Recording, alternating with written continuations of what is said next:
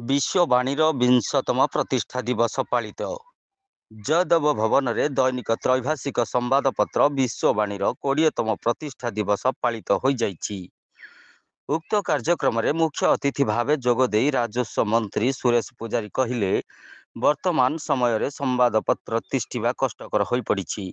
ନାନା ସମସ୍ୟା ବିଶ୍ୱବାଣୀ ଖବରକାଗଜ 20 ବର୍ଷ ପୂରଣ କରିବା ବଡ଼ କଥା ବୋଲି କହିବା ସହିତ ଉତ୍ତର ଉନ୍ନତି କାମନା କରିଥିଲେ।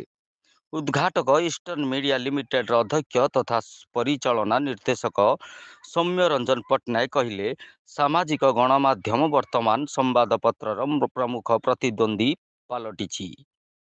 ଛାପା ଗଣମାଧ୍ୟମକୁ ବିଭିନ୍ନ ଆହ୍ୱାନରେ ସମ୍ମୁଖୀନ ହେବାକୁ ପଡ଼ୁଛି।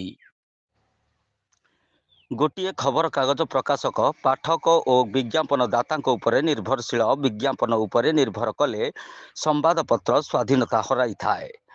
ଏଣୁ ପାଠକଙ୍କୁ ବାନ୍ଧି ରଖିବା ଲାଗି ସତ୍ୟ ଖବର ପରିବେଷଣ କରିବା ଆବଶ୍ୟକ।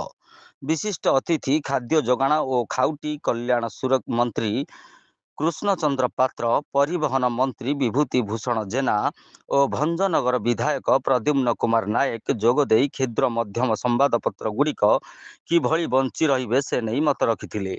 ବିଶିଷ୍ଟ ଅତିଥି ଭାବେ ଆଇନଜୀବୀ ନିର୍ଭୟ କୁମାର ସାମନ୍ତରାୟ ଓ ଉପଦେଷ୍ଟା ଭାଗବତ ତ୍ରିପାଠୀ ଯୋଗଦେଇ କ୍ଷୁଦ୍ର ମଧ୍ୟମ ସମ୍ବାଦପତ୍ରିକା ଓ ସମ୍ବାଦପତ୍ର ପ୍ରତି ସରକାର ଦୃଷ୍ଟି ଦେବାକୁ ନିବେଦନ କରିଥିଲେ। କାର୍ଯ୍ୟକ୍ରମରେ ସନତ କୁମାର ମିଶ୍ର ଅଧ୍ୟକ୍ଷତା କରିଥିଲା ବେଳେ ବିଶ୍ୱବାଣୀର ସମ୍ପାଦକ ଅର୍ଜୁନ ମୁଦୁଲି ସମ୍ପାଦକୀୟ ବିବରଣୀ ଉପସ୍ଥାପନ କରିଥିଲେ। ଏହି ପରିପ୍ରେକ୍ଷୀରେ ସମାଜର ବିଭିନ୍ନ କ୍ଷେତ୍ରରେ ସଫଳତା ହାସଲ କରିଥିବା କୃତି ପ୍ରତିଭାମାନଙ୍କୁ ଅତିଥିମାନେ ସମ୍ବର୍ଦ୍ଧିତ କରିଥିଲେ। ଏହି କାର୍ଯ୍ୟକ୍ରମରେ ବିଶ୍ୱବାଣୀର ବହୁ ସାମ୍ବାଦିକ ଉପସ୍ଥିତ ଥିଲେ। Bureau report, S live.